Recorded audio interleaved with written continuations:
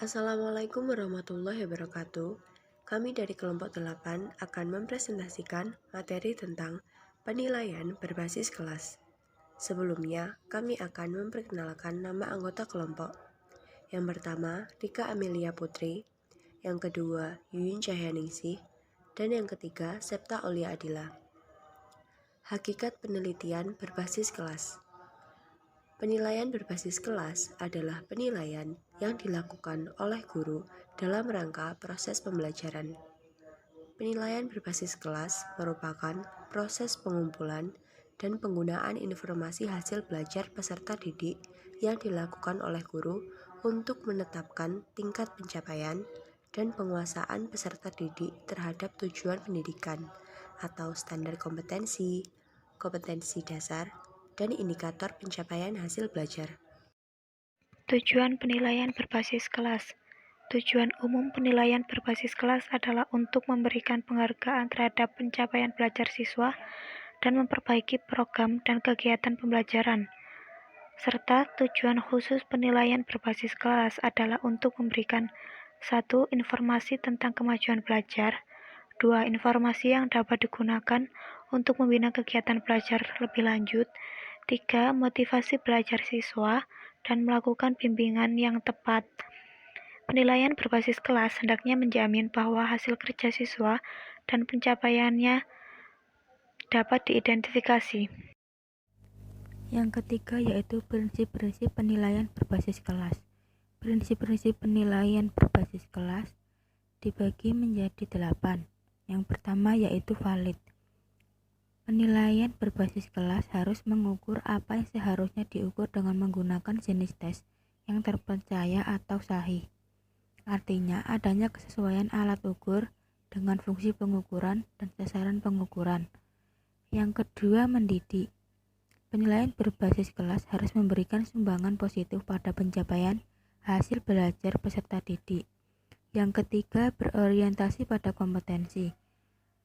Penilaian berbasis kelas harus menilai pencapaian kompetensi peserta didik yang melalui kesepakatan, pengetahuan, sikap, keterampilan, dan nilai yang terrefleksi dalam kebiasaan berpikir dan bertindak.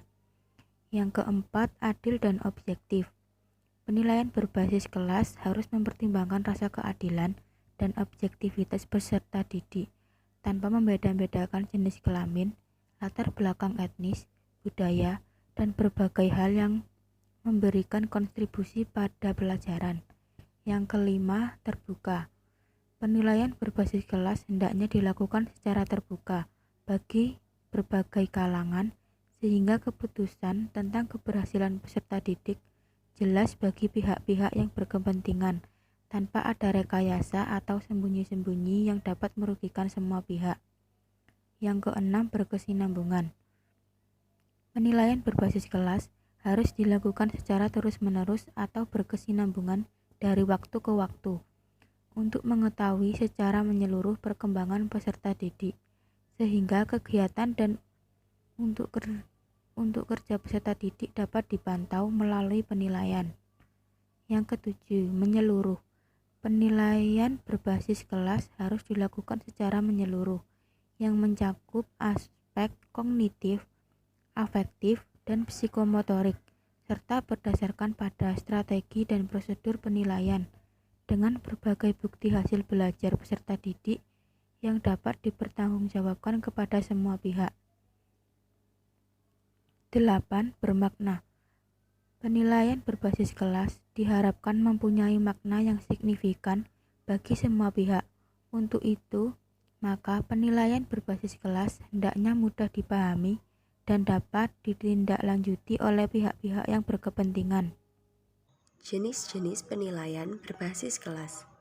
Adapun jenis penilaian berbasis kelas yang digunakan guru antara lain adalah sebagai berikut.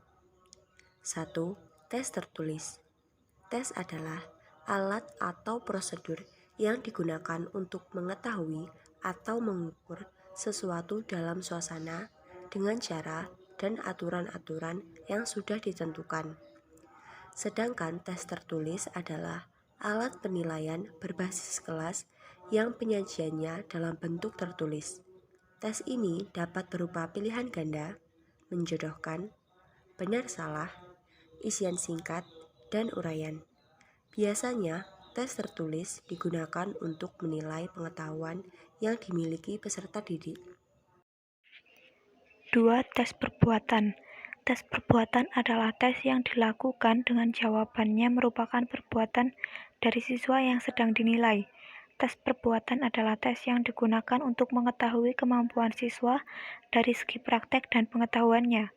Jadi, tes ini digunakan oleh guru pada saat proses pembelajaran berlangsung yang memungkinkan terjadinya praktek untuk mengukur indikator yang ditetapkan dalam kurikulum yang mengarah pada ranah psikomotorik. Yang ketiga yaitu pemberian tugas.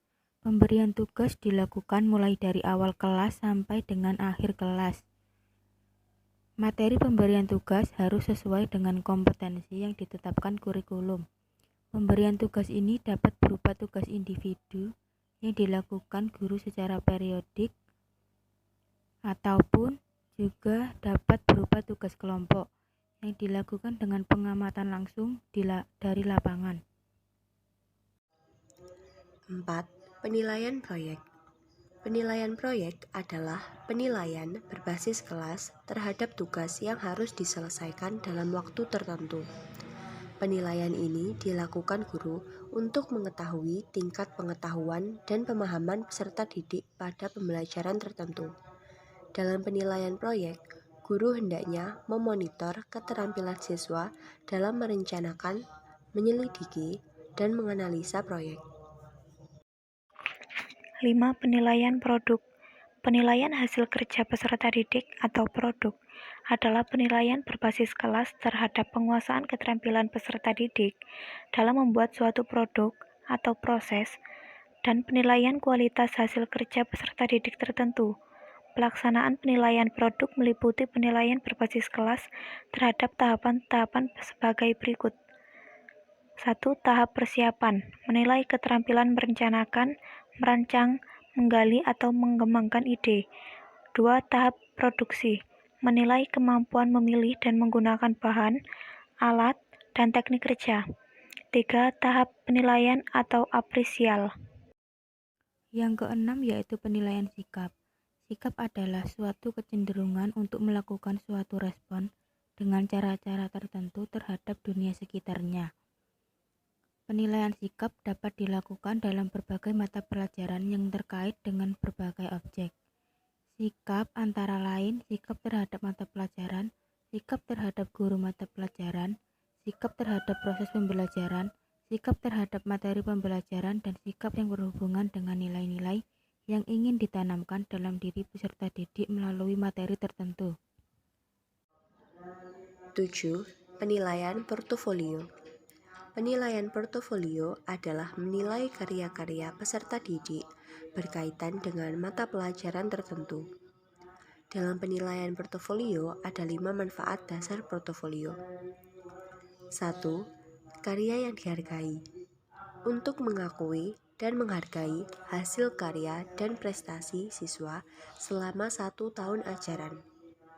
2. Kognisi. Untuk membantu siswa menilai sendiri hasil karyanya. 3. Komunikasi.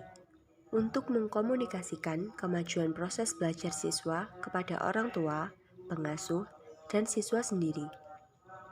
4. Kerjasama.